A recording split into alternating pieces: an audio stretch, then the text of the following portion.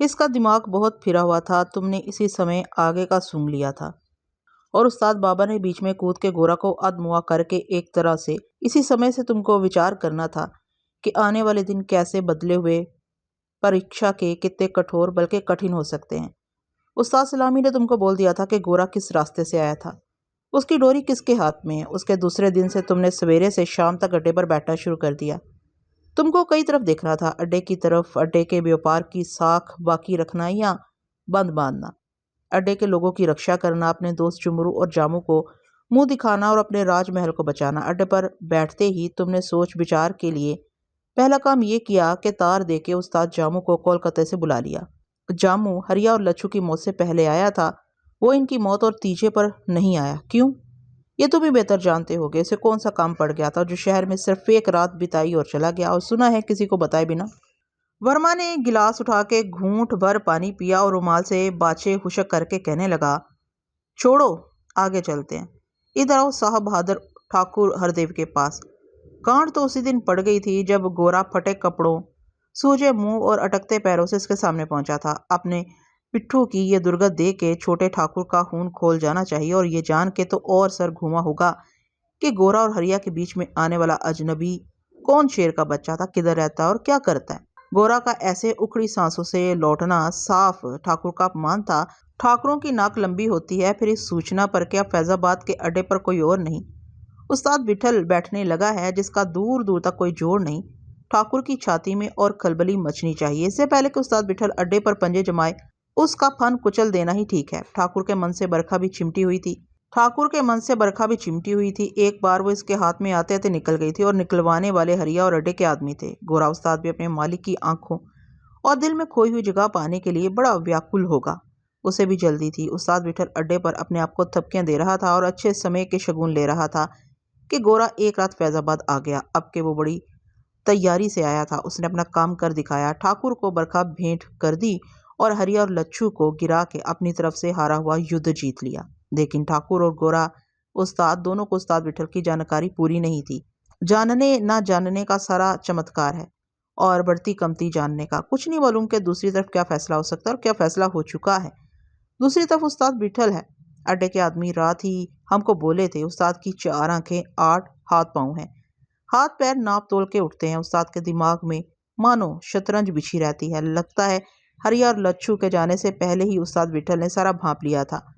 उनके जाने के बाद फैसले पर ठप्पा लगा दिया। इधर उधर की जांच पड़ताल पर बस ये उपाय सुझाई दिया कि एक ही झटके में सारा टुंटा भुगता दिया जाए। न रहे बांस न बजे बांसुरी। कौन गोरा उस्ताद, कौन ठाकुर, बलदेव, हरदेव, हवेली, सोना चांदी, नौकर चाकर, जमीन जागीर, कारजर मूली की तरह सारा ही जड़ से उखाड़ दो। वो क्या बोलते हैं, 100 सुनार की तो एक लोहार की। और एक बात बोले उस्ताद, वर्मा के मुश्तैल लहजे में यासियत सी नमूदार हुई। उस्ताद गोरा अजरा खुद को थाम के रखता और ठाकुर हरदेव का खून भी इतनी गर्मी ना खाता तो भी क्या होता। हाँ, हरिया और लच्छू जरूर बच जाते, बरखा भी जिंदा रहती, इसके 2 नौकर भी जान से ना जाते, लक्ष्मी दास भी पागल ना होता। पर इधर का ठाकुर की तरफ का शायद कुछ न बदलता। उनका फैसला तो लिखा जा चुका था।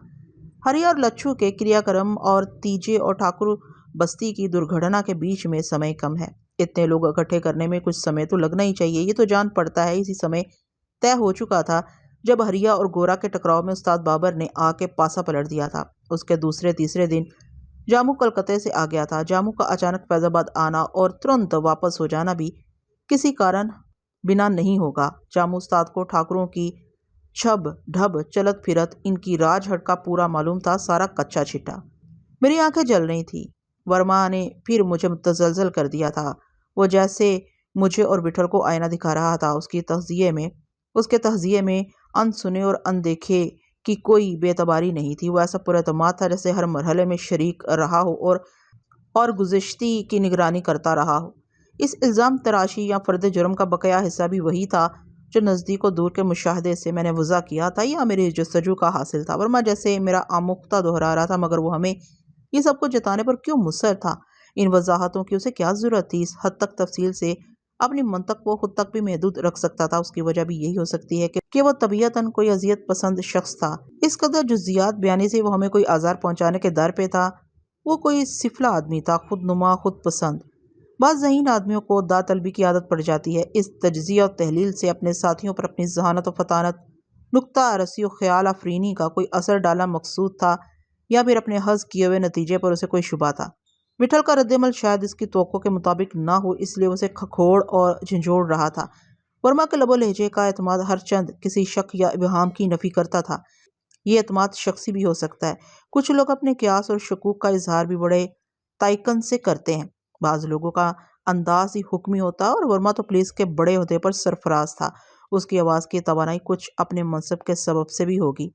ओहदा मनसब, मालो ज़र, शोहरत और मकबूलियत की कुव्वत ही कुछ और होती है। हो सकता है अपनी तशरीह और तौसीह से वो विठल को मुतनबा करना चाहता हो कि जिस शख्स की निगाह इतनी तेज़ और रसा हो, देर तक उसे कुछ छुपाना लाहासिल है। वर्मा को सिरे ढूंढने का फन आता था।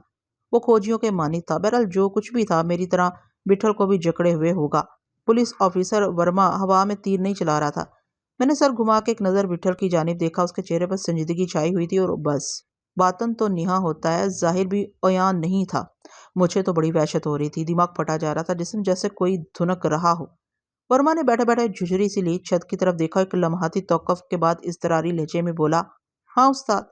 वो कुछ और कहना चाहता था, लेकिन जाने क्यों रुक गया। विठल खामोश रहा। कुछ 19-20 हो तो बोलो। वर्मा की डंक मारती आवाज़ गूंजी, पूरा 100 है साहब, आप ज्ञानी ध्यानी हो। कारण पर जोर था ना तुम्हारा, और को तो जाने दो। हमने बोला था सबसे बड़ा कारण तुम हो। इधर तुम्हारी हवेली बड़ा कारण है। हवेली में तुम्हारी जान अटकी है, पता नहीं क्या है वहाँ। कुछ हृदय का संबंध होगा। तुम आज फैजाबाद में हो, कल तुमको यहाँ से चले जाना है। अड्डे के आदमियों के कसबल का तुमको अच्छी तरह मालूम है। समय पड़ने पर वो कितनी देर ठहर सकते हैं। एक तरफ तो चाकू छुरा लाठी बलम, दूसरी तरफ बंदूक तमंचा, पूरी एक सेना। सरकार दरबार में जान पहचान, बल्कि खुद सरकार दरबार। तुमने अपनी जगह ठीक सोचा। ठाकुर हरदेव और उस्ताद गोरा को खुला छोड़ दिया जाता तो लक्ष्मी दास के घर की तरह और घरों से भी लड़कियां बालियां उठती। वो हवेली की तरफ भी जा सकते थे। समझ में ये आता है कि पहले तो इधर ही जाने को फड़फड़ाते। उस्ताद बाबर ने सामने आके उनको अपनी हवेली का रास्ता दिखा दिया था। पर उस्ताद, इनको कोई और रोक भी सकता था। इतना आगे इतना ज्यादा ही क्यों? लगता है गांठ कस गई है, विठल ने रुखाई से कहा। कुछ और हो तो बोलो साहब। अब तुम्हारी बारी है, सब तुमको बोलना है। अपने पास कुछ नहीं। इतना कुछ सुन के अब तुमको अपने साथियों का बोल देना चाहिए। वर्मा ने सुनी अनसुनी करते हुए कहा, हमसे क्यों पूछते हो? फिर किससे? मरने वालों की आत्माओं से पूछें। आपके लिए क्या दूर है, पल भर में दूध पानी अलग कर देते हो। अपनी इतनी टो की है, इनके लिए भी थोड़ा जोर लगाओ। वो तो हम पहुंच ही जाएंगे इन तक भी, आज नहीं तो कल। वर्मा की आवाज़ तकब्बुर आमेज थी। देखो साहब, अपने को ज्यादा घुमा फिरी नहीं आती, विठल ने सपाट लहजे में कहा। वो जो पहले बोल दिया है पूरा तोल के बोला है, इसी को आखिरी जानो। अपना कोई साथी नहीं था, और होगा तो आप समझते हो हम बोल देंगे? तुमको बोलना है, तुमको बोलना पड़ेगा उस्ताद, वर्मा ने हुक्मिया अंदाज में कहा। फिर उसे कुछ ख्याल आया और उसकी गुराती आवाज़ मांद पड़ गई। कहने लगा, अच्छा ठीक है, हम यहाँ से उठ जाते हैं। तुमको हमारी जुबान नहीं आती। अब हमारे ऑफिसर तुमको देखेंगे, फिर ये जानो तुम जानो। हमने तुमको जता दिया है, ये देसी लोग हैं। हम भी परदेसी नहीं, ये क्या कर लेंगे साहब? विठल की बेबाकी गुस्ताही पर महमूल की जानी चाहिए थी। यही हुआ। वो सारे तिलमिलाती निगाहों से एक दूसरे को देखने लगे। अभी पता चल जाएगा, वर्मा घुटी हुई आवाज में बोला। ये आदमी की शक्ल बिगाड़ देते हैं, इसको आधा कर देते हैं। आधे पे रहते हैं ना, फिर सच उगलते ही बन पड़ता है। देखते हैं साहब इनको भी। हाँ, तुम्हारा तजुर्बा भी कम नहीं होगा। अपने को तो हर बार नया लगता है, इस बार बहुत नया होगा और शायद आखिरी भी। ये तुम्हें इस काबिल नहीं छोड़ेंगे कि तुम दोबारा कोई मनमानी या हठ धर्मी कर सको। विठल सर हिलाने लगा और किसी कदर संभली हुई आवाज में बोला, एक बात पूछें साहब, आप हमें पर क्यों जम गए हो?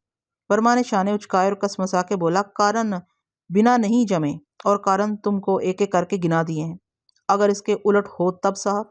कोई जवाब देने की बजाय वर्मा शोलाबार नजरों से विठल को घूरा किया। तब हमको आपके और इनके साथ क्या करना चाहिए? विठल ने नुकीली आवाज में पूछा। तुम क्या कर सकते हो? वर्मा चटकता हुआ बोला, हम तो बस पूछते हैं माई बाप। फिर अपने को क्या करना चाहिए? हम जंगल में नहीं बसते, जंगली जंगल ही में नहीं बसते। अपनी बात का जवाब दो साहब। फिर तुम अपना रास्ता लेना, हम अपना, वर्मा झुल्लाकर बोला। और अपने साथ मस्ती करने का भुगतान कौन देगा? इसके लिए तुम कचहरी जाकर जंजीर खींचना। कचहरियां हर तरफ खुली पड़ी हैं। बंद दरवाजे पर दस्तक से सभी चौंक पड़े। दूसरे ही लम्हे वो नौजवान पुलिस ऑफिसर दरवाजे पर नमूदार हुआ जिसने हमें इस कमरे तक पहुंचाया था। वर्मा की इजाजत से वो लपकता हुआ अंदर आया और उसने मुस्तैदी से एक कागज वर्मा के सामने रख दिया। नौजवान ऑफिसर फौरन वापस हो गया। वर्मा ने गौर से कागज देखा, उसके नथने फूल गए, भवें सुकड़ गईं। बेदिली से उसने दाएं तरफ बैठे हुए ऑफिसर की तरफ कागज बढ़ा दिया। इन चारों ने बारी बारी उसे देखा। उनके चेहरों पर शिकने खिंच गईं। चंद सानी वर्मा अपने आप में गुम रहा, फिर भारी आवाज में बोला, तुमको बोल दें उस्ताद, हमको हवेली का रास्ता भी मालूम है। छानबीन के लिए हमको कोई घर बंद नहीं। जाओ साहब, उधर भी जाओ। आप वर्दी वाले हो, मुंह उठाए किसी भी घर में घुस सकते हो। अपने को आपके लिए हाथ का पता है। हर जगह साथ की माफी बोलते हैं। आपके लिए कोई गिनती नहीं। आप सारी हवेली उठा के इधर ही ले आओ। तुम नहीं मानते तो ऐसा ही होगा। बोलते हैं वो मोम की बनी है, मोम की या रेशम की, जो बोलो। बहुत संभाल के रखा है तुमने इन मूर्तियों को। उधर तुम्हारे सामने आएंगी तो सारा मोम, सारा रेशम। वर्मा ने खुद को रोका और मचलते हुए बोला, जिस हवेली के लिए तुम इतनी दूर का सोच सकते हो उस्ताद, वहां के लोगों के हवालात में आने पे देखते हैं तुम कितनी देर ठहरते हो। अपनी मानो साहब, थोड़ा आराम करके मत्थे पे जोर डालना। रत जगाई से उल्टा हो जाता है कभी, बेठल ने ताकीदी लहजे में कहा। बड़ी उम्र से मुराद तहम्मुल और बर्दाश्त नहीं है। दाएं तरफ के मोमर ऑफिसर ने बरहम अंदाज में वर्मा से दरख्वास्त की, देर न कीजिए सर, इनको इनकी असल जगह भेज दीजिए। हम देखते हैं इनको, ये लातों के भूत हैं, ऐसे हराम डीलों से निपटना हमको आता है। इससे पहले कि वर्मा कोई राय जाहिर करता, बेठल ने ऊंची आवाज में कहा, इनकी बात मान लो साहब, किसी को खुजली ज्यादा होती है। ये भी पुलिस के ऑफिसर हैं, इधर मुंह दिखाई को नहीं बैठे। इनको भी कुछ हलाल करने दो। जुबान संभाल के उस्ताद, वर्मा बिगड़ के बोला, अपनी हद से मत बढ़ो। हद सारी आपके लिए, आप भी थोड़ा अंदर रहो, आपकी चाकरी नहीं करते। विठल का लहजा वाज़ेह तौर पर मुख्तलिफ था। मुझसे ज्यादा इस पर पुलिस को हैरत होनी चाहिए थी। बरहमी इनके चेहरों से ओया थी। मुझे अंदाजा था ये तब्दीली बेवजह नहीं होगी, लेकिन वजह कुछ मेरी समझ में नहीं आ रही थी। यही हो सकता था कि विठल को इनसे किसी रियायत की तवक्को न रही हो। वर्मा ने बेचैनी से अपने आमादा गजब ऑफिसर को देखा। उसे कुछ पसोपेश था, लेकिन मोमर ऑफिसर को अब मजीद अपने आलिय मर्तबत ऑफिसर की खातर मंजूर न थी। उसने अपने सामने रखी हुई घंटी पर जोर जोर से हाथ मारा। संतरी जैसे ही अंदर दाखिल हुआ, ऑफिसर ने खन्ना नामी किसी शख्स को जल्द अज जल्द हाजिर होने का हुक्म दिया। खन्ना राहदरी में दरवाजे के करीब ही मंडला रहा होगा, फौरन अंदर आ गया। ये वही नौजवान था जो भी कुछ देर पहले कोई अहम कागज लेकर आया था। दोनों को डार्क रूम ले जाओ, मोमर ऑफिसर ने तड़कती आवाज में कहा, और अपने रुस्तम को बोलो वो भी तैयार हो जाए। वो तैयार है जनाब, नौजवान ऑफिसर ने मुदबाना जवाब दिया। वर्मा कुछ उलझते हुए बोला, डार्क रूम में पूरा इंतजाम है सर। मोमर ऑफिसर की बूढ़ी आवाज जोश में हकला गई। अभी देखिएगा होश ठिकाने आ जाएंगे इन फन्ने खानों के। क्या क्या नाम लिया उसका? वर्मा ने तज्जब अज्जब से कहा। हाँ वो रुस्तम सोहराब, उसको यहाँ क्यों नहीं बुलाया जा सकता? वर्मा को अपनी जगह से उठने में जाने क्यों तामुल था। यहाँ भी बुला सकते हैं सर, लेकिन वर्मा ने हाथ उठा के अफसराना तमकनत से कहा, उसे यहीं आने का कहो। मोमर ऑफिसर ने बादल नुखास्ता खन्ना को इशारा किया। खन्ना ने फिर बियाना अंदाज में सर झुकाया और किसी ताखीर के बगैर दरवाजे की तरफ लौट गया। हम ऐसा नहीं चाहते थे उस्ताद। खन्ना के जाने के बाद कमरे पर छाई हुई खामोशी वर्मा की आवाज से टूटी। वह बुड़बुड़ाते हुए बोला, वो कमरा हमने देखा नहीं, लेकिन बड़ी बातें सुनी है। वहां आदमी का दम घुटने लगता है। इधर ही आप कौन सा सांस लेने दे रहे हो? बेटा ने बेजारी से कहा। हम तुमको पूरा मौका दिया। काहे का साहब?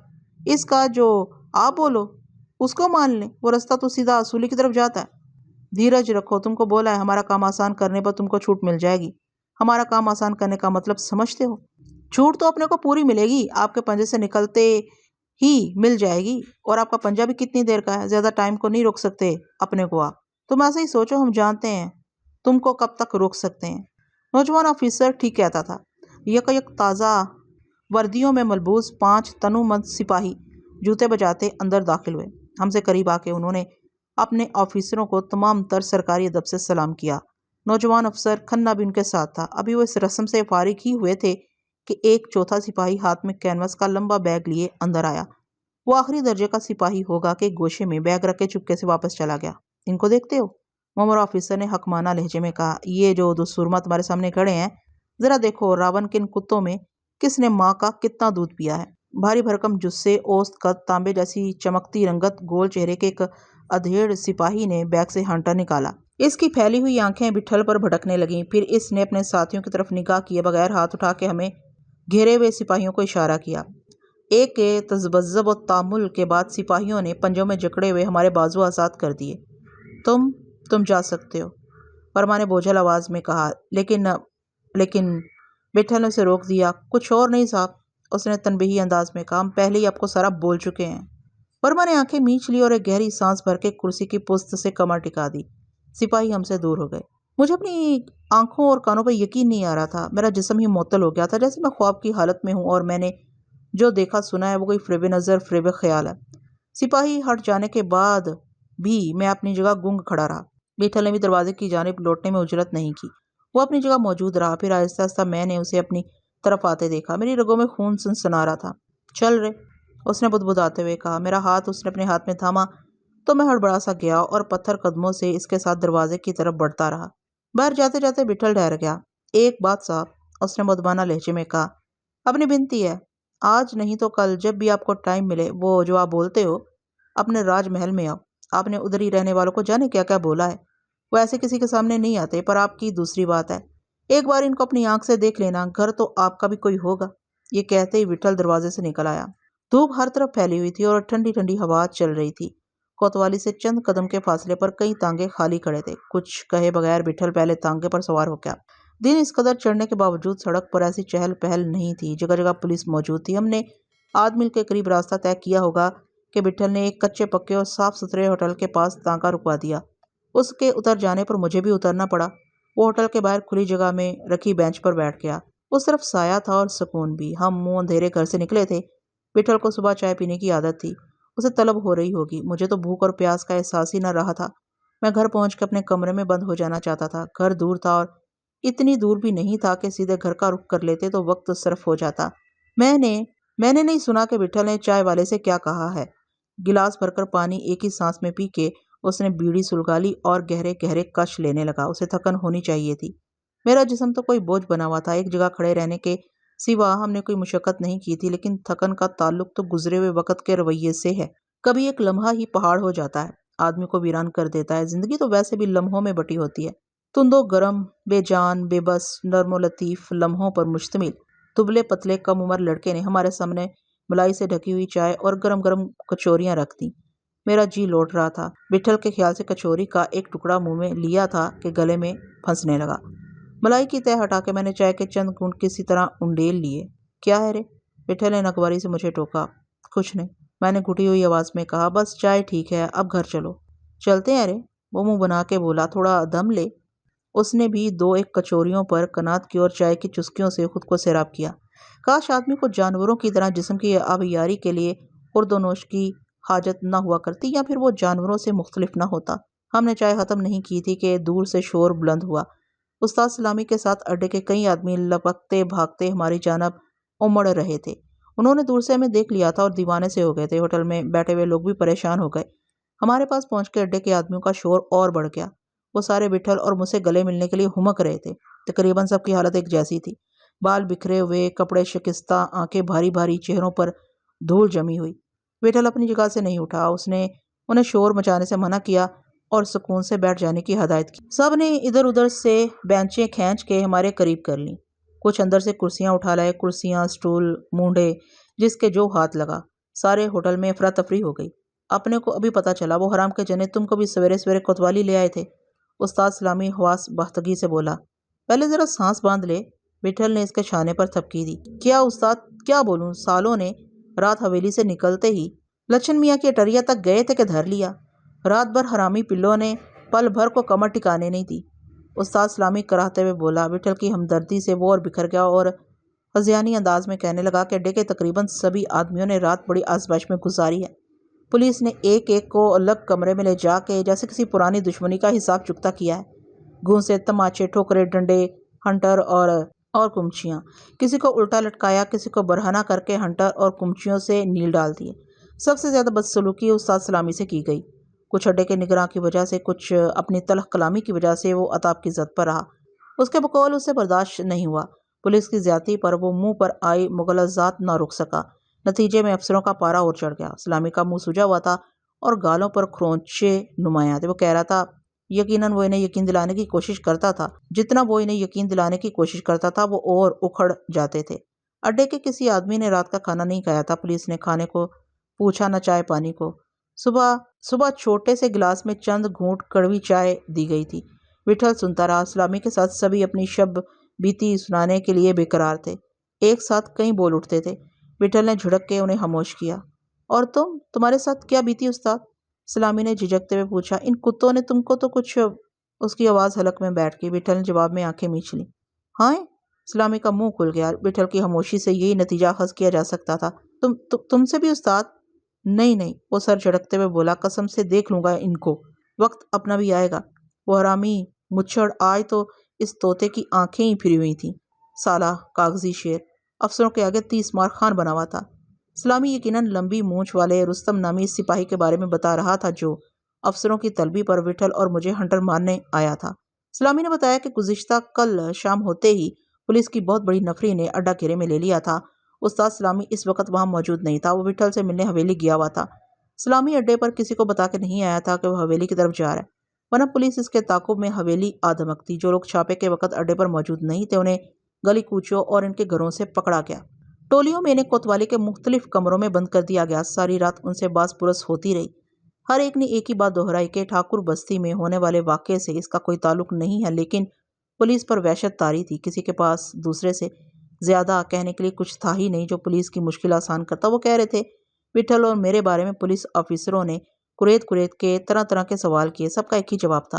विठल ने हाथ बुलंद करके हैरान परेशान होटल वाले को तलब किया। रामपुरी मखमली टोपी, चिकन के सफ़ेद कुर्ते और पजामे में मलबूस छरेरे जिस्म का होटल वाला अड्डे के आदमियों से खूब वाकिफ मालूम होता था। उसने सहमे हुए अंदाज में करीब आके विठल को सलाम किया और घुटने छुए।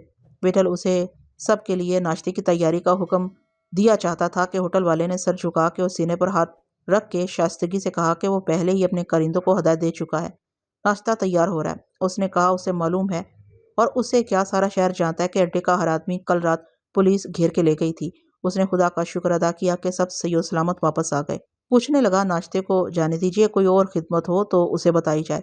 कोई और खिदमत क्या होती जो उसे बताई जाती? विठल के इशारे पर सब ने वहीं मेज़ों पर रखे जगहों से मुंह पर छपके मारे और आस्तीनों और दामनों से चेहरा खुशक किया। तुमने जगवा को देखा उस्ताद?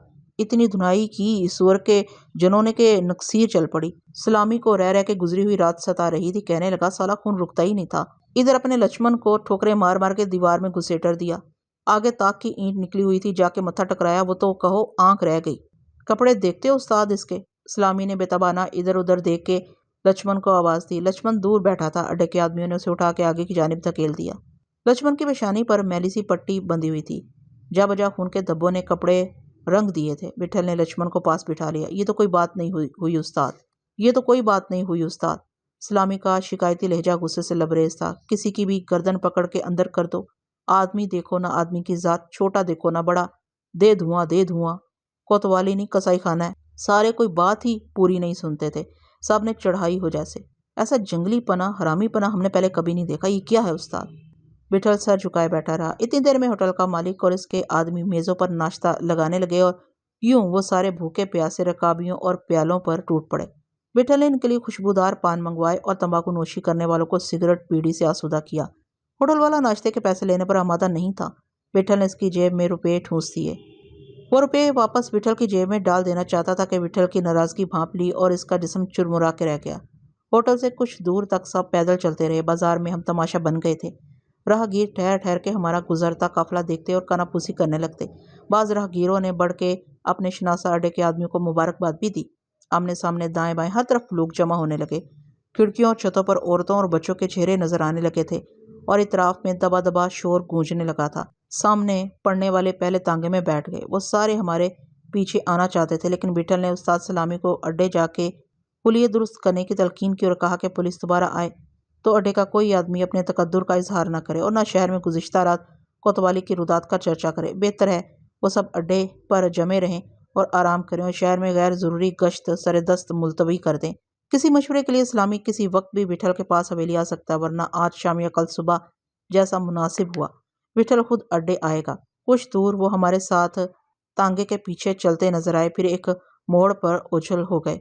15-20 मिनट की मुसाफत के बाद हवेली आ गई। तमाम रास्ते और हुसूसन हवेली के इर्द गिर्द पुलिस तैनात थी। जगत मामा और इसका भतीजा गुल्लू चबूतरे पर पहरा दे रहे थे। मामा के कंधे पर 2 नाली बंदूक लटकी हुई थी। हमारा तांगा देखते ही दोनों में तलातुम सा उठा। उनके चेहरों पर कौंधती तबानी दीदनी थी। जगत मामा विठल का बहुत लिहाज करता था। तेजी से चबूतरे की सीढ़ियां उतर के वो विठल से लिपट गया। धूप अपनी इंतहा पर थी, लेकिन तपश बराए नाम थी। अरशद, तनवीर और जहांगीर यकीनन ड्योढ़ी ही में मौजूद थे कि हमारी आवाज़ें सुनकर तकरीबन भागते हुए बाहर नमूदार हुए और जैसे हम कोई अजूबा हों, पटी पटी नज़रों से हमारी शक्लें देखने लगे। लहजे भर सकते जैसे एक आलम के बाद उन्होंने खुद को संभाल लिया। उनके दीदों में रोशनियां सी झिलमिलाने लगी। साफ नजर आ रहा था कि इनके सीनों में बहुत से सवाल धड़क रहे हैं, लेकिन किसी इस्तफसार में पासे अदब मलहूस है। बाहमी मुफाहमत के लिए यही एक तौर कारगर है, और वही बात, वह सवाल ही क्यों किए जाएं जिनमें मसूल की गिराबारी का शायबा हो। सवालों का तो यह है, आदमी कभी खुद को कभी ठीक से जवाब नहीं दे पाता तो दूसरे को क्या मुतमईन कर सकता है। सवाल आसान, जवाब मुश्किल होते हैं। बहुत से सवाल सिर्फ सवाल होते हैं, इनका कोई जवाब नहीं होता। बहुत से सवाल ख्वाबों के मानित होते हैं और शर्मिंदा जवाब नहीं हो पाते।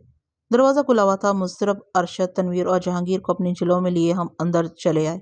जरी खानम, निस्सा और जरा खास दरवाजे के पहलू में वाक़या बैठक में बैठी हुई थी। यहाँ इनकी मौजूदगी की एक वजह यही हो सकती थी कि हवेली से बाहर की दुनिया से करीब रहें, हमारी आहटों पर इनके कान लगे रहें, मतलब कि आमदोरफ्त मतवक्को हो। तलबगार सुबह से इंतज़ार की अजियत से क्यों दो चार होते हैं, और हमारी वापसी का तो कोई वक्त ही तय नहीं था। और ये फासलों का गुमान भी खूब है। फासलों की कमी बेशी से किसी की तलब या किसी की याद की शिदत कहाँ मुतासिर होती है। कोई दीवार के पार हो या समंदरों की दूरी पर, दूरी तो एक ही है।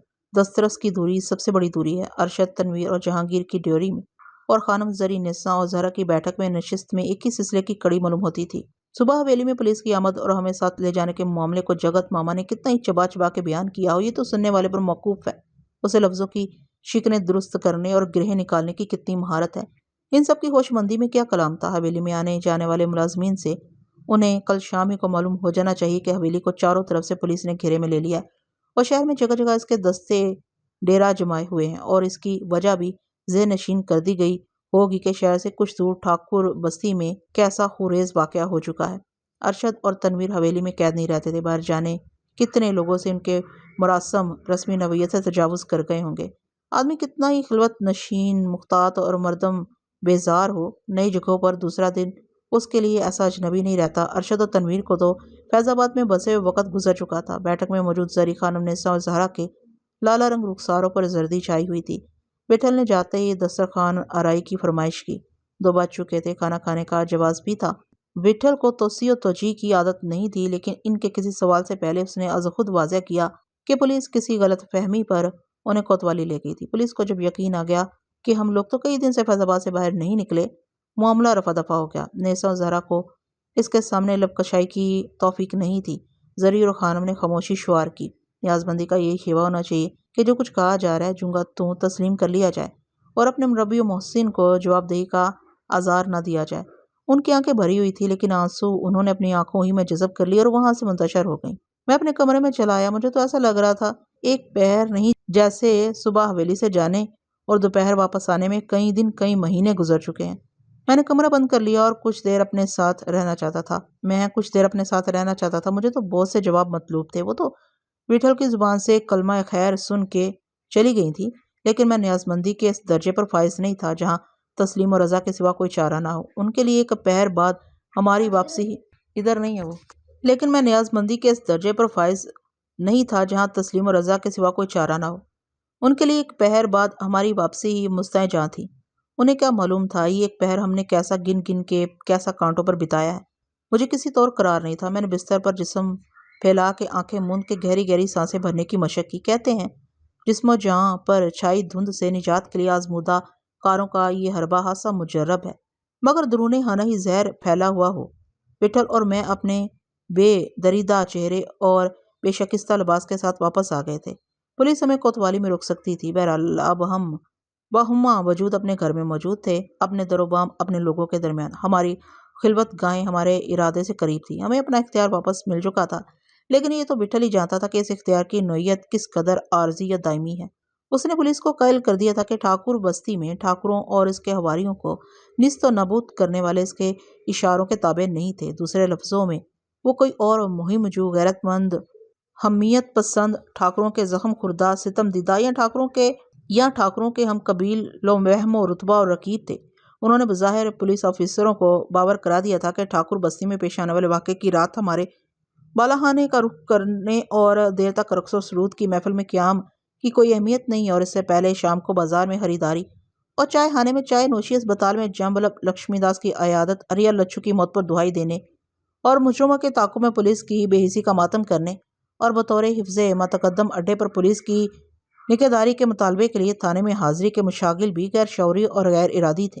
ये तो मैं जानता हूँ। और पुलिस ऑफिसर वर्मा ने भी हैरत का इजहार किया था कि फैजाबाद आमद के इतने दिन गुजर जाने के बाद विठल को यकयक मुझे हवेली से अड्डे तलब करने का ख्याल क्यों आया।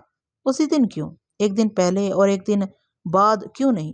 मुझे अस्पताल और थाने में साथ ले जाने, रात को मुजरे की महफिल में शरीक रखने, बाकी रात अड्डे पर गुजारने और सुबह सूरज चढ़ आने के बाद हवेली वापस होने में क्या मसलहत थी, या ये भी महज इत्तफाक था। सिर्फ इसी शाम और ख़ास ठाकुर बस्ती की वारदात के अरसे में मेरी हमराही की ज़रूरत क्यों पेश आ गई थी, और एक रात के लिए कोलकाता से जामू की फैज़ाबाद आमद का भी इस सारे फसाने से कोई ताल्लुक नहीं है। ये सारे इत्तफाकात कैसे गैर यकीनी और अजीबो-गरीब हैं। एक साथ इतने इत्तफाकात। यही बेहतर था कि मैं खुद को किसी बदतरीन नतीजे के लिए आमादा रखूं। आदमी बदतरीन के लिए हम वक़्त कमर बस्ता रहे तो आने वाली इब्तला की शिद्दत कम हो जाती है। मित्तल ने कोतवाली में अपने जतन तमाम किए, रायगाह गए तो क्या होगा, ज़्यादा से ज़्यादा क्या हो सकता है। जो होगा इसे मुफर की सूरत में वही बारे दीदा बिठल जानता होगा। और मुफर की एक सूरत ये भी तो है कि मैं यहाँ से निकल भागूं, कि मेरा ताल्लुक तो किसी मामले से नहीं है। मैं तो तमाशा देखने वालों में शामिल नहीं था। मेरे वजूद में हकारत की कोई लहर सी उठी, सारा जिस्म जैसे गलाजत में लथड़ गया हो। मैं आदमी से कुछ और बन गया हूँ, दूसरे को नहीं। आदमी को सबसे ज़्यादा मुश्किल खुद को काबू में रखने की होती है। आदमी कितने ही हाथ पांव बांध के रखे, दिलो दिमाग के आगे बेबस है। और दिल भी क्या, आदमी सरबसर सरतपा दिमाग ही है। नेकी दिमाग, बदी दिमाग, दिमाग ही बहकता है, भटकता रहता है। ये दिमाग कोई अजायब खाना है। कभी ऐसे ख्याल और इरादे दर आते हैं कि खुद पर हजार नफरी भेजने से भी बोझ कम नहीं होता। सबसे बड़ी जिल्लत खुद अपनी नज़रों में रुसवा हो जाना है। और आदमी खुद को किस तरह मुआफ़ करे ऐसे रकीक और मजमूम ख्याल पर। मुझे खुद को तमाचे मारना या कहीं डूब मरना चाहिए। अगर सब कुछ इसी तरतीब से वाक़या हुआ जिस पर पुलिस ऑफिसर वर्मा इसरार कर रहा था, तो विठल ने परसों शाम अड्डे के आदमियों को हवेली भेज के मुझे अड्डे तलब करने और मुसलसल अपने साथ रखने में कैसी एक सफ़र फ्राहम की। उसे किस दर्जे का मुरीबाना सलूक कहना चाहिए। पुलिस तो हर हाल में मेरी भी जुस्तजू करती, और वारदात की रात मैं हवेली में अपनी मौजूदगी और किसी मामले से अल्लाह तलकी की शातें किस किस तौर से पेश करता और वो मेरी बात पर किस कदर यकीन करते। इस सारे फसाने की इब्तदा तो मुझी से हुई थी। हरिया और लाखों के बीच में दीवार बन जाने और नक्शा पलट जाने से पुलिस उस्ताद विठल के साय से ऐसी बेनियाज क्यों रह सकती थी। और रहती भी तो क्या, विठल को तनहा पुलिस के नर्ग में जाता देख के मैं सर निहुड़ाए बैठा रहता। जो विठल का नोश्ता है वही मेरा होना चाहिए। मेरी जंजीर तो इससे बंधी हुई है। ये कोई खौफ है। मैं अपनी रगों से चिमटे हुए किसी खौफ एहसास ज़िया की निशानदेही के लिए अपने आप में भटकता रहा। ये काहे के अंदेशे मुझे बेराम किए हुए। कहीं मेरी वहशत ज़दगी का सबब ये तो नहीं कि इस बार इस पेचीदा मामले में उलझ कर कब गुलू खलासी हो, और हो भी या नहीं, यूँ मेरा तो सब कुछ तमाम हो जाएगा। सफ़र में इसे खोजने की एक तशफ़ी तो रहती है। सिमतों की हाक छानी है, सिमतों की हाक छाने बगैर वो कैसे मिल सकती है। 4 सिमतों के तो सिर्फ नाम है, जिधर निगाह उठे वही सिमत है। देर हो जाएगी, एक हैबत हर लम्हे मेरा सीना खुरचती रहती है। अब और कब तक, कितने अरसे तक वो मेरा इंतज़ार करेगी। इंतज़ार इस्तात से सिवा नहीं होना चाहिए। और मौलवी साहब भी एक दिन किसी नवाब सरवत या हाफिज़ अब्दुल खालिक के सामने पसपा हो जाएंगे। एक रास्ता मेरी तरफ भी आता है, और वो इस रास्ते का रुख करना चाहते तो मैं कितनी दूर था। मंजिलें इरादे की दूरी पर होती हैं। उन्होंने मेरी हैसियत मुतय्यन कर ली है। जुर्म और सज़ा की नौइयत का अच्छी तरह इल्म हो जाने के बावजूद मैं इनकी नज़र में एक सज़ा याफ्ता, अदालत की तरफ से तस्लीम किया हुआ कातिल ही ठहरा हूँ। हैरत है, इतना वक़्त गुजर जाने के बाद इन जैसे जहांदीदा साहिब नज़र को इस हकीकत का इरफान क्यों ना हो सका कि कोरा की तो एक ही मंजिल है। मगर मौलवी साहब का वास्ता बेशतर लफ्ज़ों और किताबों से रहा है। कुछ मावराए इल्म मावराए बयां भी होता है। और वो ये बातें क्या जाने। कोई एक शख्स ही किसी की मंजिल होता है, ना दौलत ना ताकत। किसी के लिए कोई एक शख्स ही कुल कायनात होता है। वो हासिल ना हो तो आदमी का होना ना होना बस एक गुमान है। मौलवी साहब यकीनन कोरा के लिए किसी महफूज पनाहगाह के बारे में सोचते होंगे। आदमी का क्या यकीन है, पल में हाक हो जाता है। यहाँ कौन जावेदानी जिंदगी के लिए आता है। अपने बात कभी सोचा होगा उन्होंने। नवाब सरवत और हाफिज अब्दुल खालिक की पनाहगाहें उनके लिए बहुत मजबूत, और कितने इसके तलबगार सायादार लोग इन्हें मुख्तलिफ जगहों पर मिले होंगे। कहीं हामी न भरने की वजह यही हो सकती है कि इन्हें मालूम होगा कि कोरा ने अब तक खुद को तर्क नहीं किया है। मौलवी साहब ने नवाब सरवत या किसी हाफिज अब्दुल खालिक जैसे साहिब एतबार की दहलीज पर टिक जाने का कसद कर लिया तो कोरा के लिए वो आखिरी दिन होगा। उन्हें तवक्को होगी कि एक दिन बिल आखिर कोरा मायूस हो जाएगी और अपना इरादा इनके हवाले कर देगी। मजबूरी की बात दूसरी है, मदन वो से मेरी तलाश में अपनी तगदो का तासुर देने के लिए जगह बदलते रहते हैं। कुछ इसी तरह वो उसे अब तक मुतमईन रखे हुए हैं। मेरे जेल जाने के बाद उन्होंने मेरी सजा के बारे में जाने उसे क्या बावर कराया हो। 7 साल, 10 साल या 14 साल वो उसे मेरी मौत की इतला भी दे सकते थे। तस्दीक के लिए वो कहाँ जाती, लेकिन मौलवी साहब को इस खबर के नताइज का अच्छी तरह एहसास होगा। वो तो मुझे मौत की सज़ा हो जाने की खबर भी लाजमन उससे छुपाते। उन्होंने से मेरी सज़ा की मुद्दत सही बताई है तो साल गुजर जाने के बाद कोरा को उनसे मेरे घर गया शहर चलने के लिए इसरार करना चाहिए। कोरा को मेरे महल्ले और घर का पता खूब याद होगा। क्या कहा जा सकता है, मौलवी साहब ने उसे गया के सफ़र से बाज रखने के लिए कैसे कैसे उज़र तराशे हों और इसकी दिलजोई के लिए बादल नख्वास्ता गया का सफ़र किया भी हो तो वहां पहुंच के उससे मेरे घर से दूर रखने की क्या तदबीरें की हों। गया पहुंच के उन्हें मिलता भी क्या, सारा घर ही उजड़ गया था। अम्मी जान के रुखसत हो जाने के बाद अब्बा जान ने अपना शहर, अजीज़ो कारब, कारोबार सभी को हैदराबाद कह दिया था। मौलवी साहब को वहाँ क्या हासिल होता, चंद महल्लेदार और अज़ा से उनकी मुलाकात होती तो क्या फ़र्क पड़ता। रिहाई के बाद मैंने भी वहाँ का रुख किया था। अब्बा जान किसी को कुछ बता के ही नहीं गए थे। अगर वाकई कोरा की जिद पर मौलवी साहब गया जाने पर मजबूर हो गए हों तो उन्होंने कोरा को कहीं ठहरा के पहले खुद हमारे महल्ले में जाके सीधे हमारे घर पर दस्तक देने की बजाय इर्द गिर्द से सुनगुन लेने और आसपास की सूरत हाल का अंदाज़ा लगाने की एहतियात की होगी। फिर ये तसल्ली करके वहाँ अब कोई नहीं, कुछ भी नहीं, वो बाद में कोरा के इत्मीनान के लिए उससे भी साथ ले गए हों। यही कुछ हुआ होगा। कोई यास, कोई उम्मीद, कोई यकीन ही कोरा के लिए निशाते रूह है। जिस दिन यास, ये उम्मीद टूट गई, मेरी बाजियाबी का यकीन उठ गया, मौलवी साहब उसे खो देंगे। मगर कब तक वो उसे आने वाली बदली हुई कल की बशारत देते रहेंगे। एक यही होल तो मेरे दिल में बार बार उठता है कि कहीं देर ना हो जाए। मुझे तो कोई लम्हा ज़ाया नहीं करना चाहिए। मुझे तो अंधेरों आंधियों में रात दिन चलते रहना चाहिए। यूं हाथ पैर तोड़े घर बैठे रहने से तो कुछ नहीं होगा। उसके पास मेरे जल्द पहुंच जाने से उसकी ज़िंदगी मशरूत है। उसके पसपा हो जाने से मुराद नवाब सरबत या हाफिज अब्दुल खालक की चौखट पर अपने आप से दस्तबरदार हो जाना नहीं है। उसके पसपा हो जाने से मुराद खुद को तमाम कर देना है। और मौलवी साहब के साफ जवाब दे गए तो फिर क्या होगा? फिर वो कहाँ जाएगी? उसके पास कौन सा रास्ता होगा? और मुझे मुझे मेरी सांसें उलझने लगी जैसे किसी ने मुझे कोहनी मारी या चुटकी भरी हो। मैं बिस्तर से उठ खड़ा हुआ, मेरा दम घुट रहा था। जैसे किसी ने मुझसे कहा, मैं ये क्यों समझता हूँ कि एक रोज़ उसकी उम्मीद टूट गई तो उस दिन वो मौजूद नहीं रहेगी। मुझे तो हर हाल में उसकी सलामती मुकद्दम होनी चाहिए। मेरी ये ख्वाहिश एक तरह की खुदगर्जी और किसी कदर सितम ज़रीफ़ाना है कि मैं इससे इंतहा दर्जे की ताबे इस्तकामत चाहता हूँ। आदमी अपने बस से ज़्यादा क्या कर सकता है? वह एक होशमंद लड़की है। बेशक एक शख्स का एक शख्स से रब्त ज़ब्त कभी अक्लो होश से सिवा हो जाता और दोनों बेख्तियार हो जाते हैं, लेकिन ये जुनून नहीं है। ये ज़िंदगी से बालातर नहीं होना चाहिए। ज़िंदगी है तो सब कुछ है, उसे बहुत तौर कायम रहना चाहिए, मेरे मिलने ना मिलने की शर्त के बगैर, और यही बेहतर है। कोई ऐसा वैसा फैसला करने की बजाय वो अपने आप को मौलवी साहब की मर्जी और मंशा के सुपुर्द कर दे। उसने बहुत हौसला किया, बहुत मेरी राह देखी, बहुत दुआएं की होंगी उसने। वो तो हर लम्हे एक ही दुआ करती होगी। कहते हैं दुआओं की कबूलियत की घड़ी होती है। ज़िंदगी गुजर जाती है और किसी के लिए वो घड़ी नहीं आती। मालूम नहीं ये सब क्या है, ऐसा क्यों हो जाता है, ये कैसा इम्तहान है। दो आदमी एक दूसरे के तलबगार हैं, इसमें क्या मसलहत है कि वो एक दूसरे से जुदा रहें, बस वो बाकी रहे। मेरा क्या है, इतना वक्त उसके बगैर गुजारा है और गुजर जाएगा, और ना भी गुजरे तो क्या है, किस्मत की बात है, कोई क्या कर सकता है। मुझे तो आखिरी दम तक या इसके नज़र आ जाने तक सिमतों सिमतों चलते रहना है। और मुझे तो यही दुआ करनी चाहिए कि वह शिकस्ता खातरी मुझसे दूर रहने, मेरे ना मिलने की महरूमी के बावजूद अपने आप को कायम रखे। मेरे लिए यही बहुत होना चाहिए। वो जिस्मानी तौर पर मुझसे कितनी ही जुदा रही हो, वो तो मेरी सांसों में बसी हुई थी।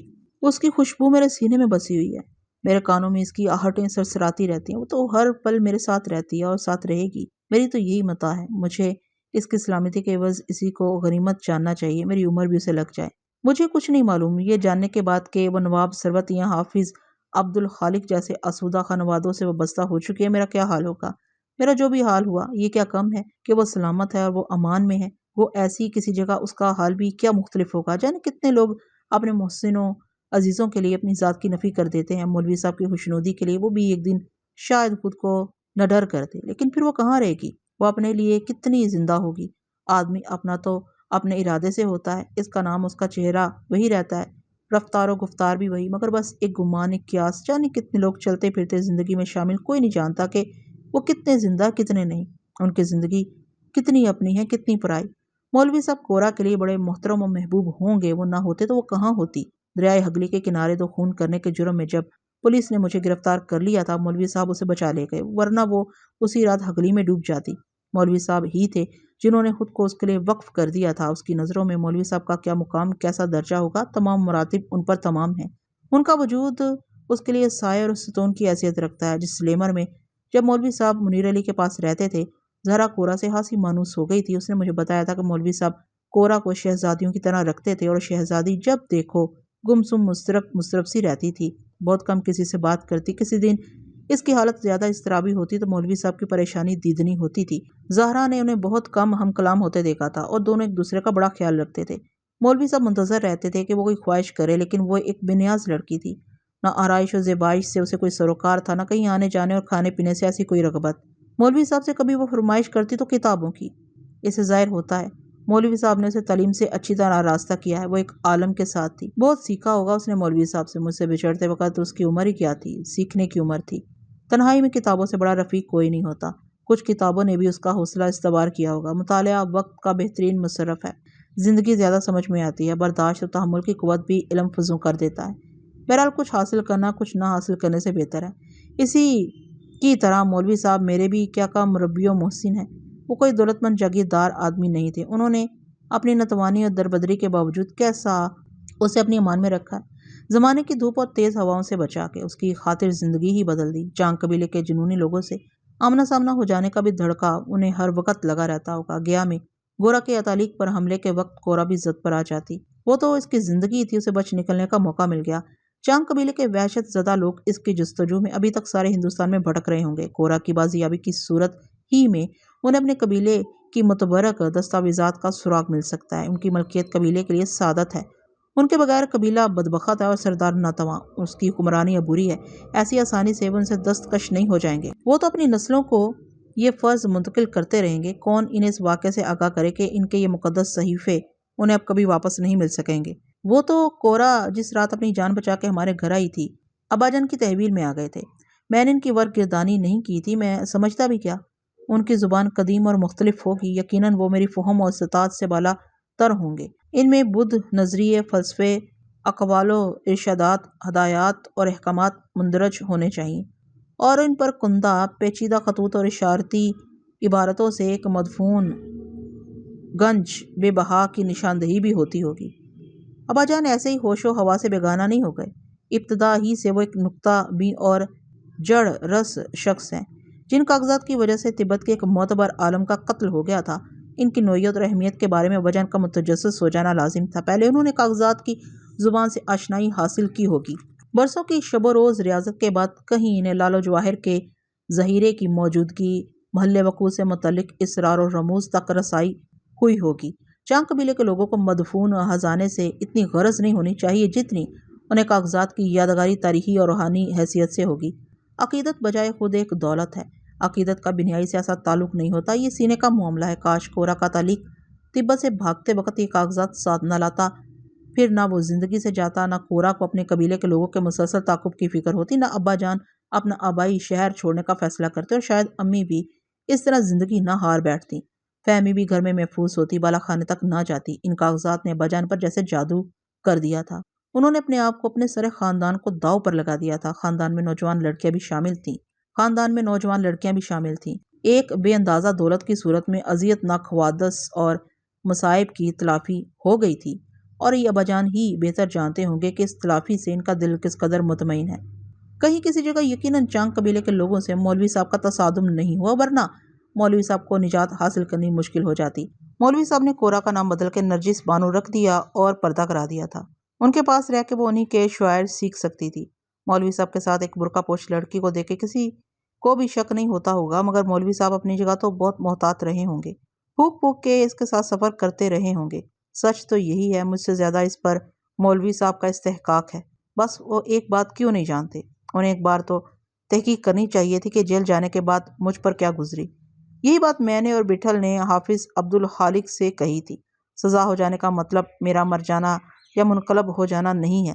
मौलवी साहब ने अपने तौर पर यह कैसे समझ लिया कि अब मैं किसी काम का नहीं रहा हूँ। जेल जाने के बाद मेरा चेहरा, मेरा दिल स्याह हो जाएगा। वहाँ आदमी सिर्फ चोरी चकारी सीख सकता है। हाफिज़ अब्दुल खालिक ने मेरे सवाल का जवाब नहीं दिया था। मगर उनका लहजा नरम पड़ गया था। मौलवी साहब कभी नगरिया सादात वापस आए तो हाफिज साहब ज़रूर उनसे मेरी वकालत करेंगे। वो सुलझे हुए, असूल पसंद, शरीफ उत्तबा शख्स नजर आते थे। उनकी गुफ्तगू से मालूम होता था कि मौलवी साहब पर इनका बहुत असर है। मेरा सर घूम रहा था। कमरे में मुझे बहुत हबस महसूस होने लगा। बस यही एक तलकीन और ताकीद दिमाग में खूबी जाती थी कि हमें किसी तरह जल्द से जल्द अपने सफ़र पर रवाना हो जाना चाहिए।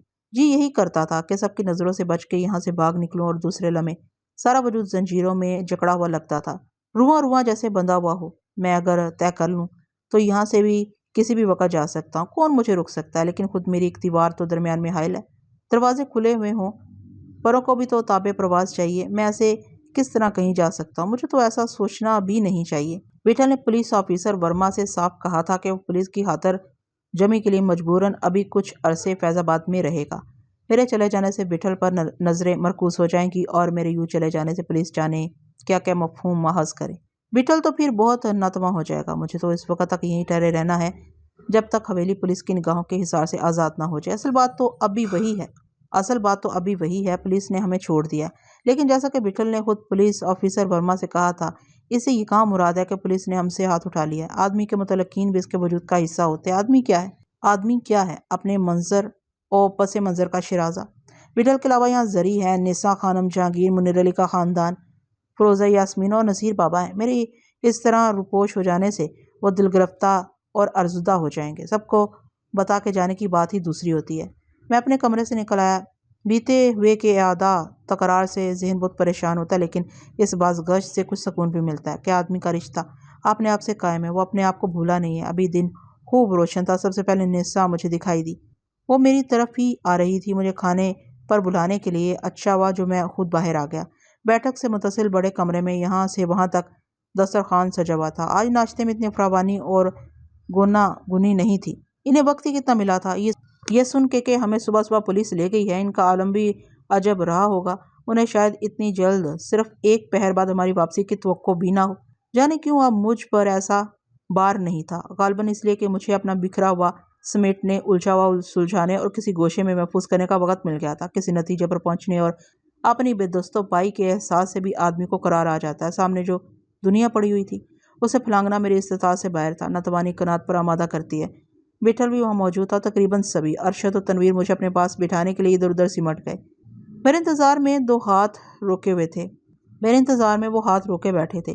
जरी खानम, निस्सा और यास्मीन लपकते छपकते गरम गरम खानों के डोंगे लाती रहीं, फिर इत्मीनान से बैठ गईं।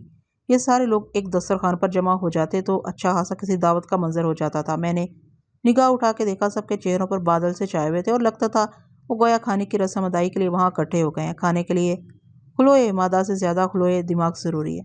वेटर ने कुछ खानों की तारीफ, कुछ नए खानों की फरमाइश के तस्करों से तकद्दुर दूर करने और ये जताने की कोशिश की कि बाकी सब खैरियत है। मुझे फ़िरोज़ा और यास्मीन का ख्याल आता था। यहाँ आते ही हवेली के इर्द गिर्द पुलिस की मौजूदगी, हवेली के दरवाजे पर पुलिस के आने और हमें साथ ले जाने की सरगोशियों की भनक से उनके दिल भी बहुत धड़के होंगे। उनके चेहरों पर गहरी संजीदगी तारी थी, अलबत्ता वहशत नहीं। आसपास गमगुसारों की कसरत हो तो वहशत यूं भी कम हो जाती है। खाने के बाद वो बैठक में आके बैठकर विठल अपनी खास जगह पर गाँव तकिए के सहारे नीम दराज होकर हुक्का कशी करने लगा। उसने जहांगीर से पचीसी मंगवाई। अरशद और तनवीर भी शामिल हो गए। उनके मसरूफ़ हो जाने पर मुझे बाहर जाने का मौका मिल गया। देवड़ी में जगत मामा से मालूम हुआ कि सुबह 10 बजे के करीब शहर का बड़ा वकील राम प्रसाद भार्गव जरी से मिलने आया था। उसने कागजात पर जरी से दस्तखत कराए और बावजुलत रवाना हो गया। जरी और वकील के दरमियान होने वाली गुफ्तगू का जगत मामा को इल्म नहीं था। यकीनन वो जमानत के कागजात ही हो सकते हैं। वकील को अदालती कार्रवाई में देर लग गई जो वो हमारी मौजूदगी में कोतवाली ना सका। मेरे पूछने पर जगत मामा ने बताया कि हवेली से कोई हरकारा वकील को सूरत हाल से आगाह करने या बुलाने के लिए नहीं गया था। साफ जाहिर था विठल ने ये इंतजामात गुज़िश्ता रात ही कर लिए होंगे। उसने कल रात या मुमकिन है कुछ और पहले वकील भार्गव को आज सुबह सवेरे से, बल्कि हम वक्त हवेली पर निगाह रखने, पुलिस की दखलंदाजी की सूरत में मुस्तैद रहने के लिए किसी जरिए से कोई रब्ता किया ही होगा। वकील आज खुद तो नहीं आ सकता था। विठल ने हवेली के मुहासरे की खबर सुन के और शायद इससे भी पहले सारे इम्कानात कियास कर लिए थे। हो सकता है उसने जरी को भी पेश आने वाले सानिहों के लिए हौसला कायम रखने की फरमाइश की हो। सुबह वकील की आमद पर जरी ने खामोशी से कागजात पर दस्तखत कर दिए। इस आमादगी में इसकी मामला फहमी के अलावा विठल की तलकीन और ताकीद का भी दखल होगा। जगत मामा ने मुझे नहीं बताया कि वकील की आमद पर जरी ने किसी तशवीश या हैरत का इजहार किया हो। उधर कोतवाली में विठल ने पुलिस ऑफिसर वर्मा के सामने यूं ही हवा में तीर नहीं चलाया था कि इसका वकील हम दोनों के कानूनी तहफ़्फ़ुज़ के लिए बस आया ही चाहता होगा। वकील वक्त पर ना पहुंच सका। इस स्ना में विठल ने अपनी वकालत का फरीजा खुद अंजाम दे लिया था, लेकिन इसके ये मानी नहीं निकलते थे कि वकील की अब ज़रूरत नहीं रही। किसी वक्त भी हमें इसकी ज़रूरत पड़ सकती थी। शाम को मैं यूं ही वक्त गुजारी के लिए टहलता हुआ बलाई मंजिल पर वाक़या लाइब्रेरी में चला गया था। मुझे ताज़ा रसालों की वर्करदानी में वक़्त लग गया। वहाँ से वापसी पर मालूम हुआ कि वकील भार्गव विठल से मिलने आया था। मुझे इनके दरमियान मौजूद ना रहने का मलाल था। उस दिन अड्डे से कोई शख्स हवेली नहीं आया। विठल भी हवेली में बंद रहा। रात को खाने के बाद जगत मामा से गिरदोपेश की सुन गुन लेने के लिए एक बार फिर मैंने ड्योढ़ी का रुख किया। जगत मामा का भतीजा भी वहाँ मौजूद था। उसका कहना था, सारे शहर में तरह तरह की अफवाहें फैली हुई हैं। पुलिस ने जाने कितने लोग गिरफ्तार कर लिए हैं। किसी भी मशकूक राहगीर से पूछगिछ शुरू कर देती है। जो ज़रा सी मज़ामत या हुज्जत करता है, पुलिस वाले उसे साथ ले जाते हैं। शहर से बाहर जाने वाले रास्तों पर पुलिस की नफरी में और इजाफा कर दिया गया। सुना है बाराबंकी से पुलिस के दस्ते बुलवाए गए हैं। शाम को दुकानें बंद हो गई थी।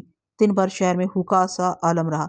अड्डे पर भी पुलिस की भारी जमीयत है, लेकिन अड्डे के आदमियों ने खुद को इमारत तक महदूद रखा है। विठल ने दोपहर रुखसत होते वक्त उन्हें यही मशवरा दिया था। खाने के बाद बैठक में सभी मौजूद थे। मेरी तरह हर एक को तवक्को होगी कि विठल रात गए तक उनके साथ बैठा रहेगा।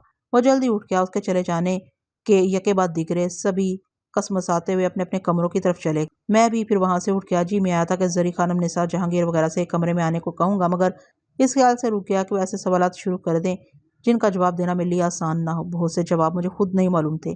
निसा और यास्मीन जग और गिलास का तश्त रखने आई तो मैंने उन्हें भी नहीं रोका। निसा ने सर की मालिश के लिए भी मुझसे पूछा था। मालिश का तो उज़र होगा। उसकी चमकती आंखों से ज़ाहिर था कि दोनों कुछ वक्त मेरे साथ गुजारने की ख्वाहिशमंद है। मेरे इनकार पर वो चुपचाप चली गई।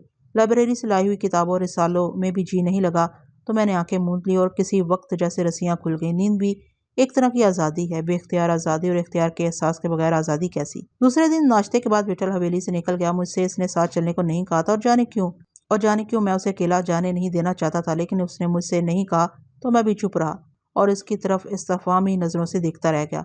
जगत मामा से उसने तांगा मंगवाया था। अड्डे के अलावा वो कहाँ जा सकता था। दोपहर खाने के वक्त वो वापस आ गया। मुझसे बर्दाश्त नहीं हुआ तो मैंने ज़ेरे लबी से पूछ ही लिया, उधर सब ठीक है? उसने सरसरी अंदाज में जवाब दिया, एंट रहे हराम के जने। सुना है शहर में हर तरफ पुलिस है।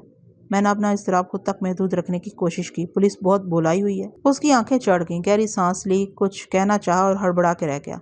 वो कोई और बात ही नहीं करना चाहता था। वो मुझे क्या समझता था? कभी कभी तो मुझे बहुत गुस्सा आता था, अपने आप से अपने आप से चिड़सी होने लगती थी। रात खाना खाने के बाद बैठक में जाने की बजाय मैं ड्योढ़ी में चला आया।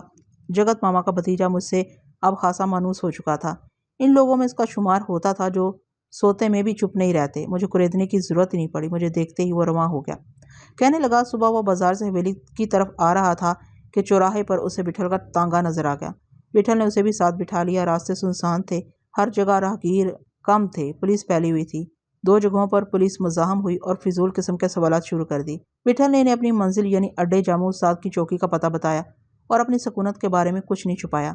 हवेली के जिक्र पर सवाल करने वालों की भवें तन गई, लेकिन इस इत्मीनान के बाद कि आज सुबह कोतवाली में विठल ही को बुलाया गया था, उन्होंने मजीद कोई तारुज़ न किया। अड्डे से करीब पुलिस का दस्ता ज़्यादा मोहतात था। उन्होंने विठल को तांगे से उतार लिया, तलाशी ली। विठल की जेब से चाकू बरामद होने पर उनका पारा चढ़ गया। विठल ने हर सवाल का जवाब नरमी से दिया और साफ बता दिया कि वो अड्डे का आदमी है। चाकू तो उसके लिए जिस्म के किसी हिस्से की मानित है। वो फैज़ाबाद पुलिस के आदमी नहीं मालूम होते थे। किसी बात से उनकी तसल्ली नहीं हुई। चाकू की मौजूदगी और अड्डे से ताल्लुक़ के इतराफ़ ने उन्हें और मुतहश किया। थाने ले जाने के लिए वो विठल और जगत मामा के भतीजे को तकरीबन धक्के देते धकेलते हुए अड्डे की गली से बाहर ले आए। कुछ इस तरह के 2 पुलिस वाले दाएं बाएं, 2 पीछे, एक आगे, पूरा घेरा डाल के। घेरे के साथ उनका अफसर चल रहा था। जगत मामा का भतीजा कह रहा था विठल का साथ होने के बावजूद उनके हाथ पांव फूल गए थे। इससे तो ठीक तरह चला भी नहीं जा रहा था। बाजार वाली सड़क पर बहुत से राहगीर ये मंजर देखने के लिए अपनी अपनी जगहों पर ठहर गए थे। किसी को करीब आने की हिम्मत नहीं हुई। सड़क के नुक्कड़ से फरलांग भर के फासले पर गश्त करती हुई फैज़ाबाद पुलिस की दखलंदाजी पर कहीं ये तमाशा खत्म हुआ। पहले तो उनकी समझ में कुछ नहीं आया। उन्होंने जाना शायद विठल किसी नए जुर्म का मर्तकब हुआ है। विठल को साथ लाने वाले पुलिस वालों से इस्तफसार पर उनके चेहरों की तुंदी दूर हुई। मुकामी और गैर मुकामी सिपाहियों में थोड़ी सी तकरार हुई।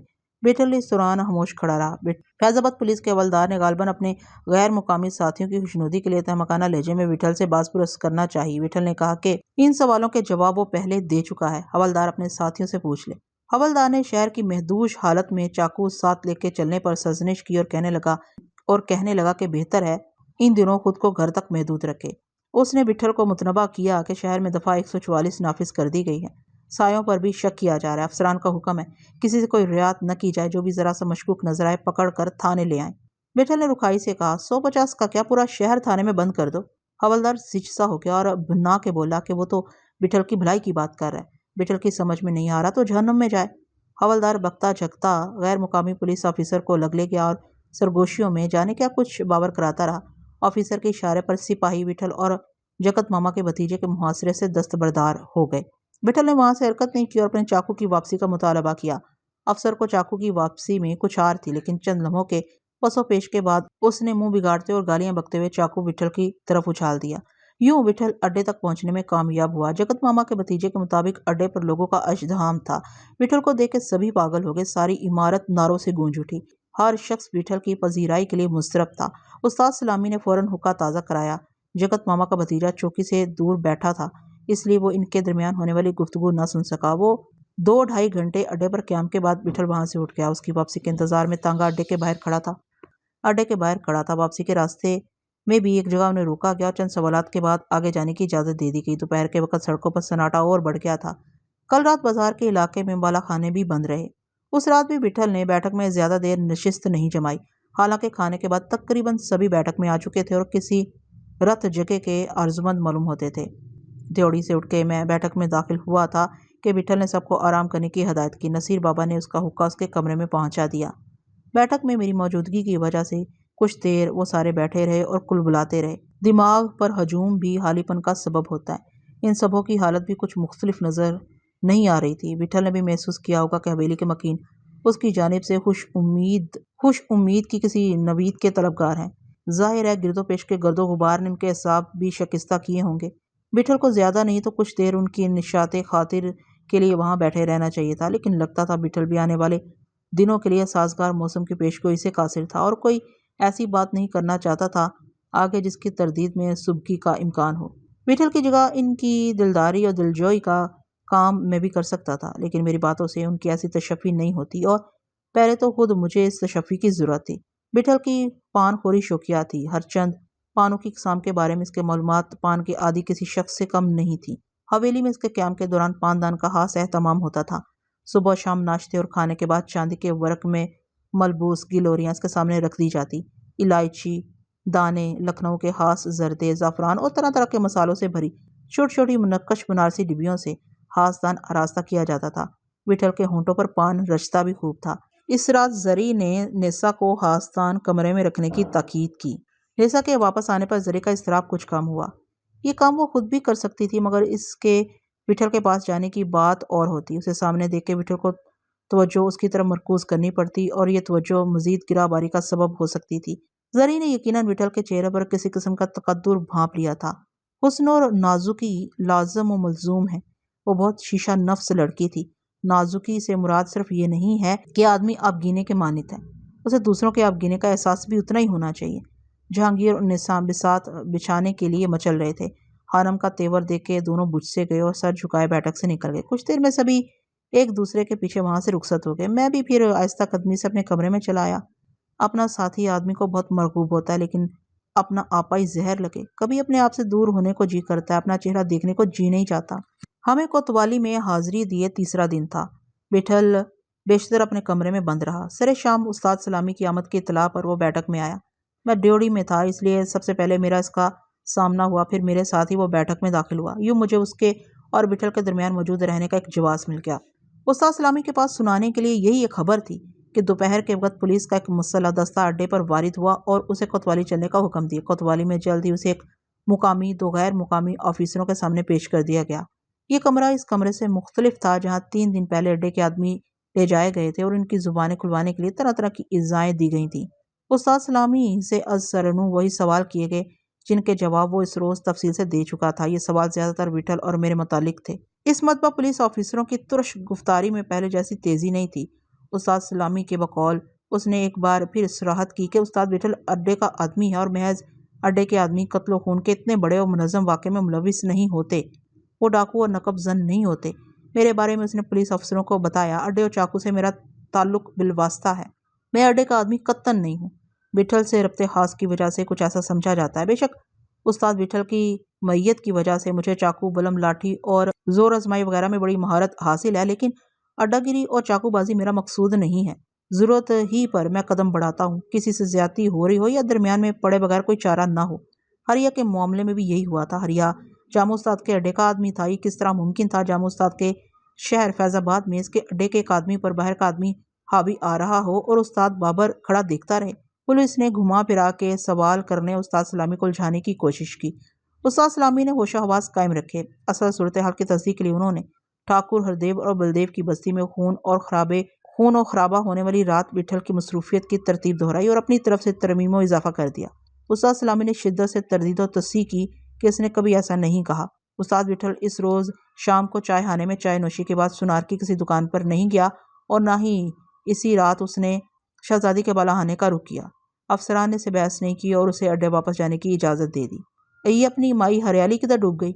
यकायक विठल ने दरवाजे की तरफ देखते हुए कहा। मैं समझ गया, उस्ताद सलामी को आए देर हो गई थी। उसकी खातर तवाज़ो के लिए किसी ने तवज्जो नहीं की थी। हवेली में किसी मेहमान की आमद की इतला जरी खानम और जहरा को फिलफोर हो जाती थी और महमूदी नामी अधेड़ उम्र मुलाजिमा हरकत में आ जाती थी और कुछ ही देर में सारा इंतजाम जैसे खुद ब खुद हो जाता था। महमूदी बेगम इसका असल नाम था। हवेली के मकीन उसे मुदा बुआ कहते थे। वो बेशतर सबज दुपट्टा और सबज चादर ओढ़े रहती थी। इस निस्बत से विठल ने उसका लकब हरियाली रख दिया था। मेहमानों के लिए वही बावर्ची खाने से खुर्दनोश का सामान बैठक में लाती थी। मैं बावर्ची खाने जाने के लिए निकला ही था कि वही हुआ। महमूदी बेगम तश्त उठाए बैठक की तरफ आती दिखाई दी। मैं बैठक में वापस जाना चाहता था। मुझे गुमान हुआ कहीं मैं विठल और उस्ताद सलामी की गुफ्तगू में मुखल तो नहीं हो रहा हूँ। मुझे उठाने के लिए विठल ने यह बलागत इख्तियार की हो। शायद मुझे वहाँ बैठे ही नहीं रहना चाहिए था। मैंने फिर बैठक में वापस जाना मुनासिब नहीं समझा और लाइब्रेरी की तरफ निकल गया। सूरज डूब रहा था। नरम नरम हवा चल रही थी। हवेली के अंदरूनी हिस्से में हासी चहल पहल थी। जहांगीर मिल गया और उसने बताया कि पीछे बाग में अरशद और तनवीर बैडमिंटन खेल रहे हैं। लेकिन बाग में जाने के बजाय मैंने लाइब्रेरी की सीढ़ियाँ तय की और दरवाजे में दाखिल होते हुए मेरे कदम ठुठक गए। वहाँ फरोजा मौजूद थी, शाख पर जैसे गुलाब ताज़ा ताज़ा खिला हो। सफ़ेद चिकन के कुर्ते दुपट्टे और आड़े पजामे में मलबूस उसके बाल खुले हुए थे जैसे स्याह बादलों की ओर से चांद दमकता हो। बसारत की भी एक सतात होती है। रोशनी बसारत से सिवा हो तो मेरी आंखें एक लम्हे के लिए बिनाई खो बैठी। लगता था जैसे चेहरे से चिंगारियाँ लपक रही हों या किरणें फूट रही हों। ज़रा हवा का रुख बदले, ज़रा नरम हवा और ज़रा सी फुहार पड़े तो पसमुर्दा पौधों और फूलों पे जिंदगी लहलहाने लगती है। आदमी भी कुछ उन्हीं की तरह के होते हैं। बस ज़रा सा साया, ज़रा सा गुदास और ज़रा सा गिरदो पेश का एतबार होना चाहिए। वो किसी किताब के मुताले में गुम थी। मुझे सामने देख के सटपटासी गई और इस तरारी अंदाज में दुपट्टे से सर ढांपा, लिबास दुरुस्त किया और किसी कदर सरसीमा आवाज में आदाब किया। कुर्सी से उठ खड़ी हुई। आइए आइए। मैंने सर झुकाए कुर्सी खींच ली। आप ठीक तो हैं? अपनी आवाज़ का ही जान खुद मुझे खटक रहा था। नाश्ते, खाने और बैठक में रोज़ 2-3 बार तो चेहरा नुमाई हो जाती थी, लेकिन इस तरह आमने सामने बात किए हुए दिन हो गए थे। कोई परेशानी तो नहीं आपको? मैंने बेतरतीबी से कहा। उसने अपनी गजाली आंखें मींच लीं। तरशीदा लबों पर मुस्कुराहट बिखर गई और वो झिझकते हुए बोली, यहाँ तो किसी और ही दुनिया के लोग रहते हैं। जी मगर जाने मैं क्या कहना चाहता था। मैंने अपनी जुबान काबू की और माजत ख्वाहाना लहजे में कहने की कोशिश की। गुज़िश्ता दिनों विठल भाई और मैं कुछ बेहंगम से मामलात में घिरे रहे। बस इतफाकात कहिए, ऐसे इतफाकात हमारे साथ आए दिन होते रहते हैं। मुझे बार बार ख्याल आता रहा, आप और यास्मीन क्या कहेंगी? हम आपको कोई वक्त ही ना दे सके। जिस सूरत हाल में आप यहाँ आई हैं, इसकी सितमनाकी का हर लम्हे एहसास रहता। खुदा करे यहाँ आपको कोई उलझन, किसी किस्म की परेशानी का सामना न करना पड़े। इस नए माहौल में आपका जी लग जाए। हर जगह की अपनी मुश्किलें और आसानियाँ होती हैं। कोई शख्स मुकम्मल नहीं होता और जगह का भी कुछ यही है। कभी कोई ऐसी वैसी बात हो जाए तो नज़रअंदाज कर दीजिए और किसी चीज़ की ज़रूरत हो, कहीं आना जाना, और कभी कुछ नगवारे खातिर हो जाए तो बराह रास्त मुझे बता दीजिए, मुझे या विठल भाई को या जरी को। आप क्या कह रहे हैं? उसकी आवाज़ किरची किरची सी हो रही थी। आप शायद भूल गए, यही कुछ आपने पहले भी कहा था। ये तो हमारी खुशबख्ती है कि इस तरफ आपका आना हो गया। खुदा ने आखिर हमारी भी सुन ली और जाने क्या क्या।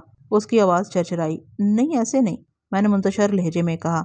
इसे अब वो सब कुछ भूल जाइए, कोई ध्यान ही मत दीजिए इस तरफ। समझिए कोई बुरा भयानक ख्वाब था। वाकई ये कैसा इतफाक है, कोई जैसे खींच के हमें वहाँ ले गया था। सोचता हूँ तो हैरत होती है।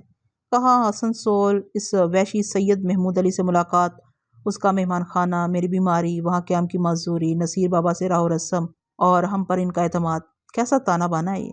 हम तो बस्ती बस्ती घूमते रहते हैं, आज यहाँ कल वहाँ, आसनसोल की तरफ ना जाते, हो सकता है किसी और शहर का रुख कर लेते। मुसरबाना तलाई चूड़ियाँ घुमाती रही। इसके शफक जार रुखसारों पर बादल से उमड़ आए। चंद लम्हे खामोशी रही, फिर वह आहिस्तगी से बोली, अब आप कब जा रहे हैं? जल्द ही, मगर मगर सच पूछिए तो अभी कुछ तय नहीं हुआ है। कुछ नहीं मालूम कितना वक्त और लग जाए। मैं यही तो कह रहा था। यहाँ आते एक नगहानी से दोचार होकर यूं समझिए अभी पैरों में जंजीर पड़ी है। वह अपनी रेशमी पलके पटपटा के बोली, ऐसी क्या बात है? कुछ बताइए, कुछ बताइएगा। कोई खास नहीं, मैंने पहलू बदल के कहा। हमारे लिए तो ये मामूल है। ये घटाएं तो सुबह शाम हम पर उमड़लाती रहती हैं और कोशिश यही रहती है कि हवेली पर कोई आँच ना आए। ऐसा ही होगा। मैं आपसे कहता हूँ, आप एक तालीम याफ्ता होशमंद लड़की हैं। तजर्बों के लिए दराजी उम्र ज़रूरी नहीं है। कम उम्री के बावजूद ज़िंदगी ने आप पर बहुत कुछ आयना कर दिया। 1% इम्कान नगहानी का हमेशा जहन में रखना चाहिए। बस हौसला नहीं खोना चाहिए। हमारा कुछ नहीं है। कुछ दिन सुकून से गुजरते हैं कि फिर कोई उस्ताद, जाने कब से आजमाइशों, अंधेरों, उजालों की आंख में चोली जा रही है। आने वाला कल हमारे लिए बहुत बेयकीन होता है। कुछ रास्ते साथ नहीं देते, कुछ हमारी कजी है। तो आज हम ऐसे ही लोग हैं, उल्टे सीधे। और ये भी तो एक सच है, हम ऐसे ना होते तो आप अभी तक इस अर्जल तरीन शख्स सैयद महमूद अली के। मेरा दिमाग कोई मुनासिब लफ्ज़ ना ढूंढ सका और मेरी ज़ुबान ऐंठ के रह गई। अपने आप को मुश्तमा करने के लिए मैंने कुछ तौक़ुफ़ किया और कदरे थमी हुई आवाज़ में कहा, इस ख्याल से होल आता है कि अगर हम बरवक़्त ना पहुँच पाते, वक्त तो वैसे भी बहुत निकल चुका था।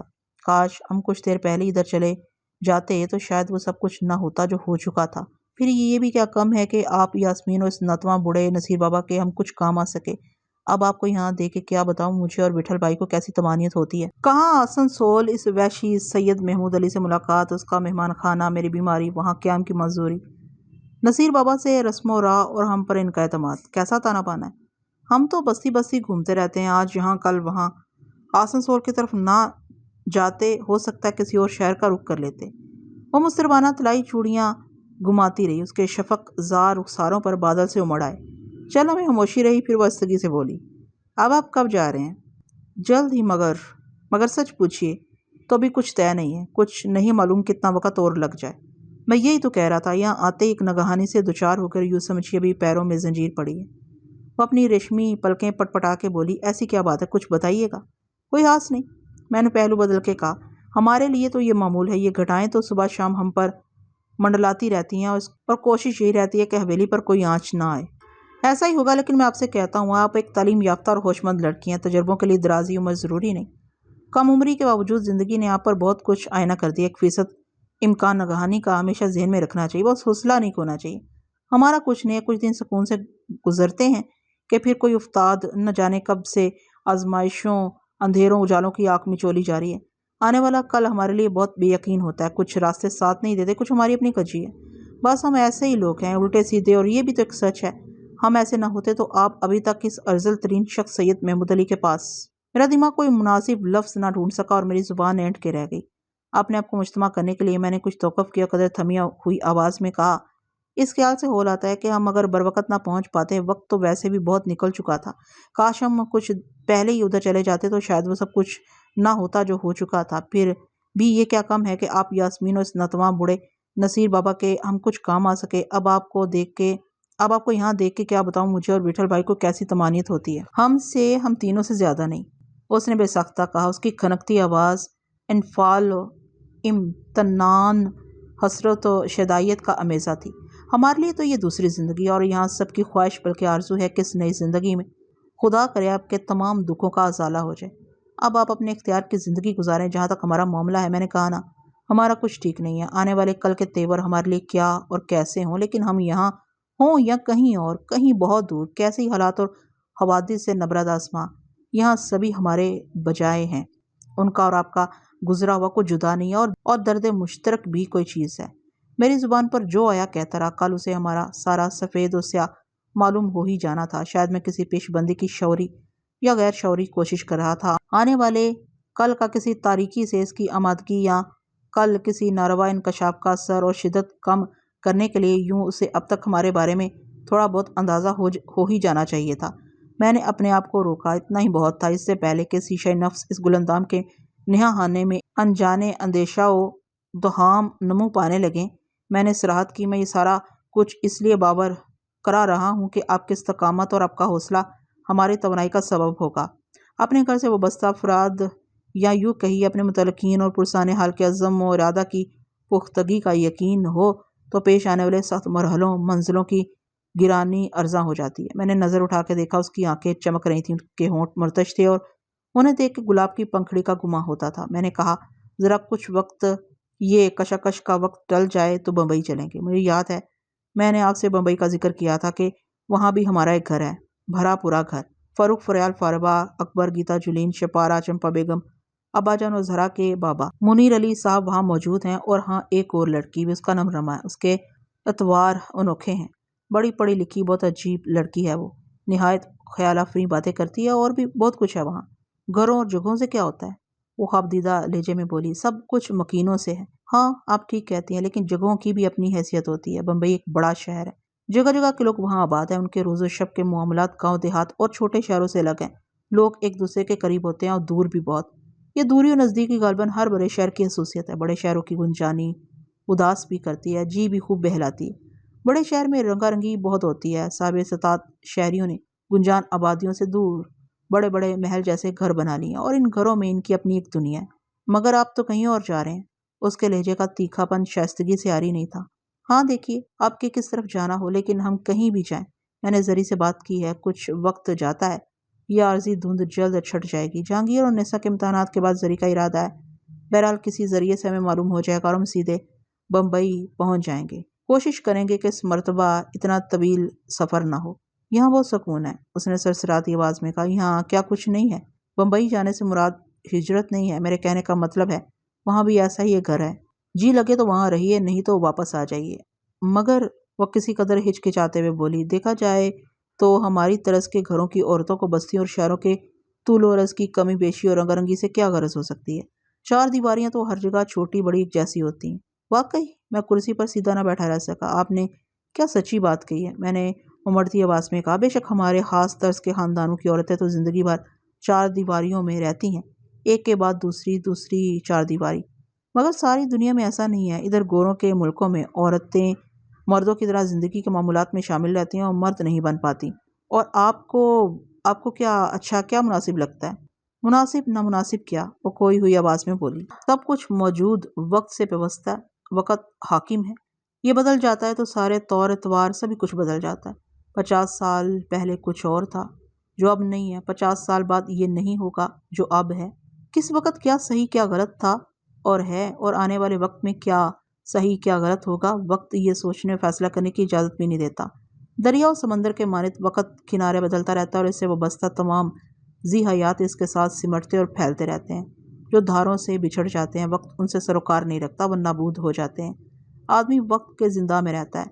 देखिए ना, मुताले और इल्म का ये फैज़ान आदमी ख्याल करता है और फिक्र करता है। मेरी आवाज़ तमतमाने लगी थी। आपके मुताले के गैर मामूली शौक़ से मैं वाकिफ़ हूँ, लेकिन ये अब कैसी फ़िक्र अंगेज़ और दिलनशी बातें करती हैं। कभी लिखने की तरफ भी तवज्जो की? उसके रुखसारों की सुर्खी बिखर बिखर गई। मैं कहाँ? उसके सरापा में जैसे कोई तलातुम सा उठा। पहला मरहला तो हरफ शनासी है, अभी तो ये भी इसे इनकसार कहा जाए जो इल्म का हासा है। मैंने मुस्कुराते हुए कहा, लिखने की सलाहियत तो खुदादात होती, इल्म के बगैर हर सलाहियत महदूद बल्कि बेसूद है। आपका बहरहाल एक तहजीबी और इल्मी पस मंज़र है। इल्म विरसे में कहाँ मिलता है, इसका खून से कोई ताल्लुक़ नहीं। हर तलबगार को खुद जस्तजू करनी पड़ती है। वो ठीक कह रही थी। दौलत की तरह इल्म का विरसा मुंतकिल नहीं होता। हर आलम की औलाद जाहिल पैदा होती है और जाहिल ही रहती है। तो वक्त इल्म और फ़न के रमूज़ जानने और कस्बो इक्तसाब की बेचैनी ना हो। मैंने इश्तियाक अमेज़ लहजे में कहा, जाने क्यों मेरा दिल कहता है आप लिखने की तरफ तवज्जो करें तो किसी से कम ना होगा। लिखने के लिए शौक़ इल्म शर्त है, तो आप इस मेयार पर पूरी उतरती हैं। मैंने किसी जगह पढ़ा था, इल्म रूही या ज़हनी आसूदगी का सबब बनता है तो इजहार के लिए भी बेकरार रहता है। इल्म से ख्याल की किरणें फूटती हैं, कुछ नए ख्याल, नए तसव्वुरात और नए रास्ते अफ़शां हो जाते हैं। इल्म से अंधेरे छटते हैं, ये इम्कानात सिवा कर देता है। फिर जी चाहता है कि इन्हें दूसरों तक, ये रोशनी दूसरों तक मुंतकिल की जाए। इल्म शक भी पैदा करता है, शक मजीद इल्म की तरफ रागब करता है। और किसी ने कहा था, शक एक फजीलत है, शक से इर्तकाई सफ़र तेज़ हो जाता है। खुदा जाने और क्या क्या। मुझे मुतजावुज़ हो जाने का ख्याल आया और मेरी आवाज़ खुद ब खुद मांद पड़ने लगी। मैंने माजरत की, मुझे तो इतना नहीं मालूम, मैं पढ़ता बहुत कम हूँ, या तो जी नहीं लगता या वक्त नहीं मिलता। उसकी झिलमिल आंखें मुझ पर मरकूज़ थीं और तजस्सुस और इश्तियाक से लबरेज थीं। मेरा वजूद कसमस आने लगा। मुझे इजाज़त दे तो कहूँ, वो हुमकते लहजे में बोली। लिखना तो असल में आपको चाहिए। जरी भी कल कह रही थी, जो कुछ आप पर गुजरी है आप लिखें तो। मैं कुर्सी पर उछल सा गया। ये मैं बीच में कहाँ से आ गया? मैं ऐसी किसी खुशफहमी का मुतहम्मल कैसे हो सकता हूँ? मुझे अपनी बिसात और तौफीक का अच्छी तरह अंदाज़ा है। मैंने बेताबी से पूछा, ये जरी ने आपको क्या क्या बताया? वो किसी कदर ठुठक गई, लेकिन जब आपका जिक्र आता है उनकी ज़ुबान पर आपके लिए दुआएं और आरजुएं ही होती हैं। मैंने सुकून की सांस ली। कल रात ही कह रही थी, जिंदगी ने आपसे बहुत अजनबियत और मुगायरत बरती है। कम उम्री ही में आप कोई एहसास लताफतों से मुंतशर करके अब रुक गई और शकिस्तगी से कहने लगी, जरी कह रही थी, आपके तजुर्बे बेपनाह हैं। क्या तजुर्बे? मेरे होंठ फैल गए। तजुर्बे बेशक मोहतात कर देते हैं, लेकिन हर बार एक नई हैरत, एक अनजाना मंजर, एक नया तमाशा, इबरत का कोई और दर्स। तजुर्बों का कभी एहतताम नहीं होता।